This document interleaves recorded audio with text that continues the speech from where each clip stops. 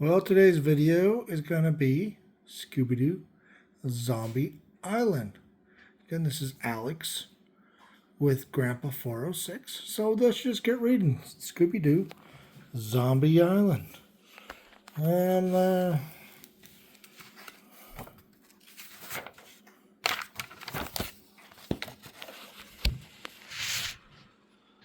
the gang from Mr. Inc. was in a dark, eerie castle. They thought they caught the slime moat monster. But then Daphne, Fred, Velma, Shaggy, and Scooby looked closer. Something was wrong, so they tugged here and there, and off came a mask. A monster was just an ordinary man in a costume.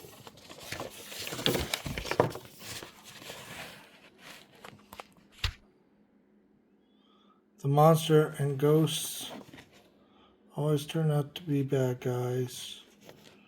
And Masked Daphne, who was a reporter, was telling the host of the TV show, It got boring. That's why the Mr. Inc. gang split up. But Daphne hadn't totally given up on finding real ghosts and monsters yet. I'm doing a new series of shows, she told the host. And this time, I'm going to find real haunted houses. But Daphne was sad. Ghost hunting without her old friends wouldn't be the same. She missed the gang. Fred, who worked with Daphne, had an idea.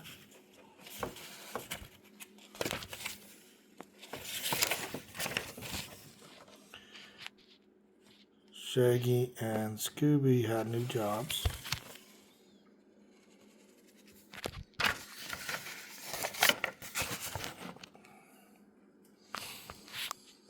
Shaggy and Scooby had new jobs now. They worked at the airport, making sure no one tried to smuggle legal things into the country. Their favorite find, food. Shaggy and Scooby took a break to watch Daphne on TV. Like, we really miss you two, Shaggy said to Daphne on screen. Said Scooby snuffed.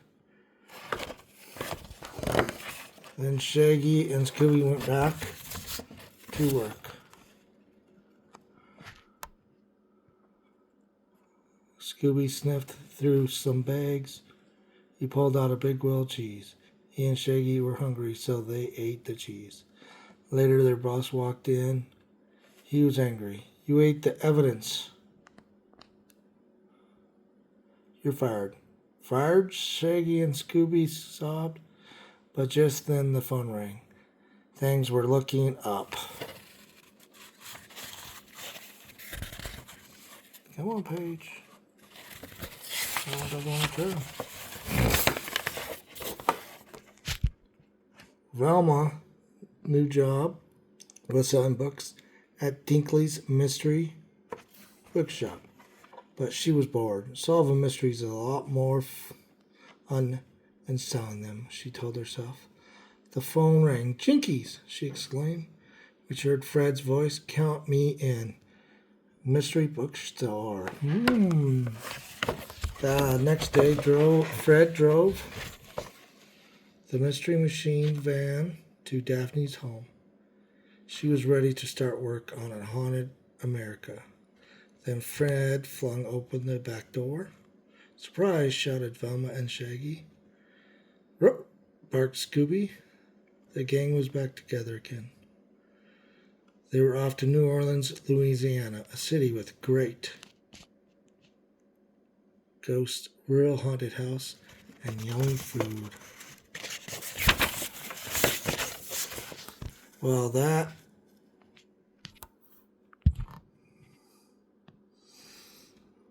least the food was yummy in New Orleans. Everything else turned out to be fake. The ghost Fred and Daphne discovered at this was really a picture from a movie projector. The man-bat was just a crook trying to keep people out of the cemetery. Even the ghost captain aboard a riverboat turned out to be a woman in costume. Daphne was dejected. I need to find a Roman ghost for my show, she told the gang. While Shaggy and Scooby searched for a snack, Daphne, Fred, and Velma sat in an outdoor market. Suddenly, a woman came up to them. She was Lana Dupree. She worked as a chef in a nearby Moonscar Island. It's a place, Lana whispered, that's haunted by ghosts, the pirate of Morgan Moonscar. Uh-oh, are they going to find real ghosts? Lana invited everyone to visit the island and see for themselves. They had to take a ferry boat to get there. Jack Queens, the captain, pointed to the murky water. People go in that bayou and never come out, he said in a low voice. Then Lana saw Scooby. You have a dog, she interrupted. She wasn't happy. Rug? Scooby repeated. Rover? Lana scrolled. My boss, Miss Simon Lenore, keeps cats. Like, don't worry, Shaggy told her. Scooby is great with cats. So, Moonscar Island loomed in the distance. Fred began to videotape the dense trees, swamps, and hanging moss. It was a perfect place for ghosts. Simon's house seemed perfect too. A big, grand mansion crawling with cats.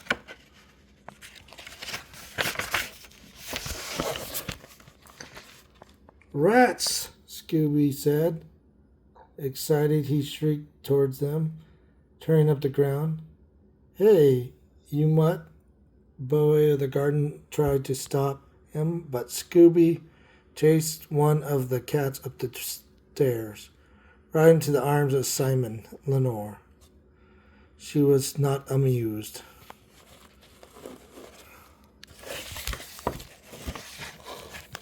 Shaggy took Scooby to the kitchen to keep him busy while Simon gave the others a tour of the house. The island is deserted now, she told the gang. A long time ago, it was a hot pepper plantation. Once it served as a Civil War barracks for soldiers. Another time it was used as a trading post. It was even a pirate highway. There were rumors Morgan Moonscar had hidden treasure on the island. Suddenly, Simon's story was interrupted by screaming echoing through the house. The guys! Exclaimed Velma. Everyone rushed into the kitchen, Scooby pointing and shaking paw at the wall. Words "get out" were carved into the wood. Ghostwriting, Shaggy explained. A cold wind whipped through the room. Fred began to film everything. All at once, a strange ooze seeped out of the wall. The ooze formed the word beware. Uh-oh, beware. When Fred played back the tape, a ghostly part with a moon-shaped scar came into focus. It's the ghost of Morgan Moonscar, Simon declared. No, it's just a guy with a pirate suit. Fred protested. He's trying to scare people away from the treasure. But why did he only show up on tape? Scooby and Shaggy were nervous. We're getting some food, Shaggy said. To go.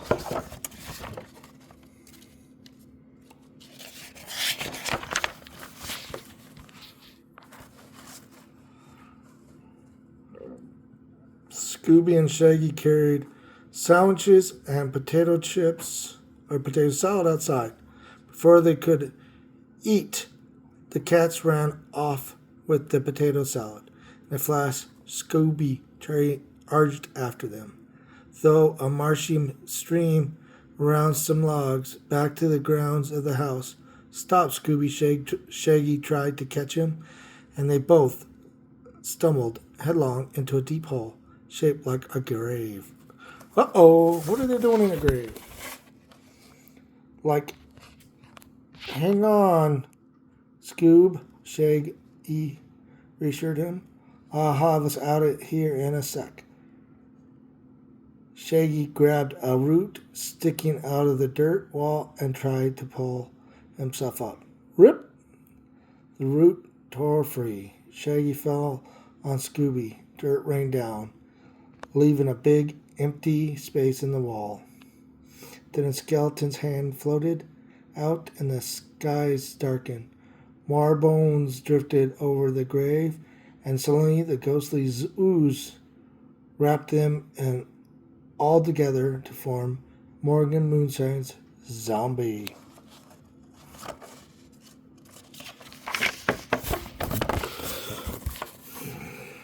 Ah! Wailed the zombie. Run! Screamed Scooby as the ghostly hand snaked towards him. Shaggy jumped on Scooby's back, bounced off his head, and out of the grave. Then he grabbed Scooby's tail and yanked him out too. Still screaming, the two bolted for the house and barreled straight into Bo the gardener. Hearing the cries, the rest of the gang raced over. We saw a zombie, Shaggy shouted. Everyone looked at Bo suspiciously. He had been awfully close to the scene. Hoping for a glimpse of real zombies, Daphne wanted to stay the night. Scooby and Shaggy had already seen enough. They wanted to leave now. But when Lena offered to make dinner, Scooby and Shaggy changed their minds. Everybody would stay the night. Dun, dun, dun.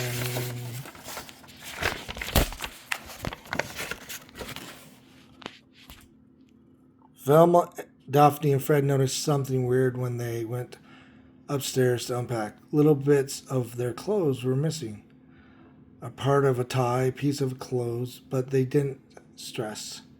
What was the big deal when there was zombie ghost? When they came down to dinner, Simon frowned at Scooby. The dog will have to eat outside, she said. That's okay. Shaggy and Scooby would take the van and find a quiet place to chow down. Later, everyone heard screams and the sounds of the van screeching through the woods. Daphne, Fred, and Velma dashed into the darkness. Scooby, they called. Shaggy. All at once, a shadowy figure stepped into the path. Bo! Velma glared at him. He was right at the scene again. She was going to keep a close eye on him now. Deep in the woods, the gang found the van, but Scooby and Shaggy were gone. Dun, dun, dun! Suddenly, a pirate zombie grabbed Daphne, flipped the creature over her head, and he crashed to the ground. Then she heard a noise. More zombies, Daphne thought. Flipping another body, but this time it was only Shaggy who landed splat on the zombie. Zoinks, he cried. Take it easy, said Fred. It's just a mask. I'll show you, Fred pulled and tugged as hard as he could. The zombie's face stretched, then snapped back into place. Fred gasped. The zombie was real.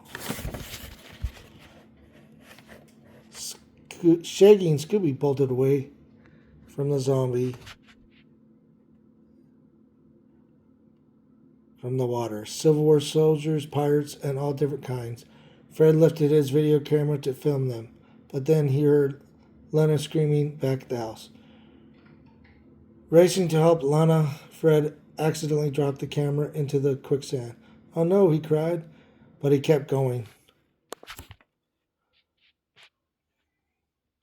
Finally, the gang reached the house. They found Lana in a secret passageway.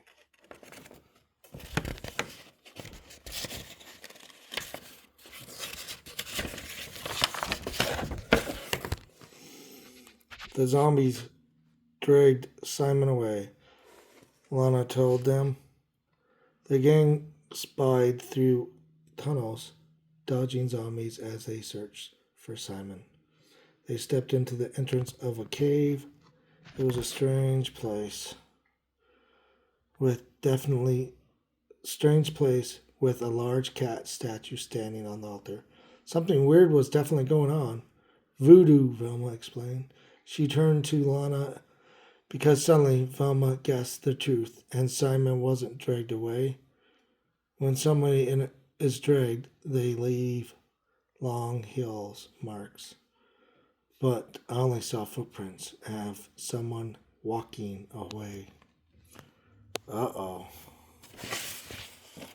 Just then, the door slid open. "Very clever, Velma," Simon said. Simone, she was standing next to the giant moon dial, but it was too late. Simone held up a wax doll of Daphne, Fred, Velma, and Boo. Each doll had a piece of their real clothing attached. The piece had been stolen from their gang's luggage. They were forced to make magic voodoo dolls. Velma knew that the dolls could force them to do anything. Quickly, Simone wound twine around the doll's arms and legs. The four looked around wild-eyed. Now they couldn't move. If the gang could destroy the dolls, the voodoo spell would be broken.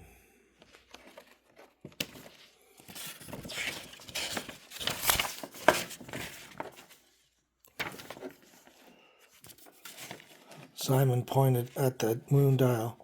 "At midnight, the ceremony to drain your life force will begin. Then Lana and I can live forever." "You see," Simone continued, "Lana and I helped settle this island long ago. But then the pirates took over." She nodded towards the cat statue. "We wished for revenge and we became cat creatures. We can live forever as long as we have victims."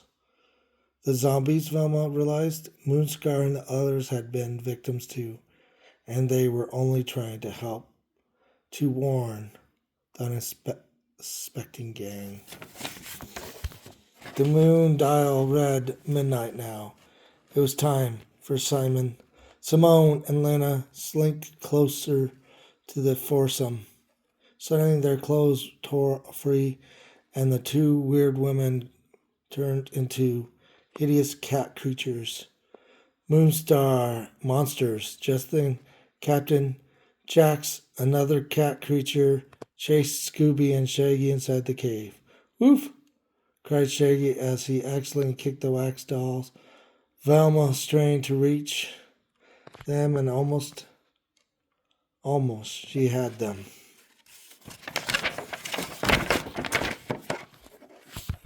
But she had to work quickly. Lana and Simone grabbed Scooby and Shaggy, ready to drain their life force. Suddenly, the cat creatures were flung against the wall. Daphne and Velma had turned the tables on the evil twosome and changed the voodoo dolls into Lana and Simone's dolls. "No!" howled the monsters as the shadow moved past midnight. Their skins wrinkled and they grew instantly older. Finally, Lena and Simone and Jax, too, turned to dust and blew away. Zombies stumbled forward. "Thank you," one soldier whispered. A gusty wind blew through the cave. The ooze lifted, and the skeletons crumbled to the floor. Zoinks, Shaggy said. What happened to them? Velma smiled. They can finally rest in peace. Later, Bo led the gang to the ferry. I'm sorry we suspected you, Velma told him. Daphne nodded, but she was thinking, too, about her show. They had actually seen real live ghosts, but they had no camera, no film, and no proof. I've got nothing, she told others, and the police will never buy this story, Velma added. Don't be so sure, said Bo, taking out a police badge. Detective Daphne grinned. Have you ever been on TV? Well, that again is Scooby-Doo on Zombie Island. Hope you enjoyed the book. I'll keep reading, you keep watching, and we'll keep moving forward. Have a good night and enjoy Wednesday.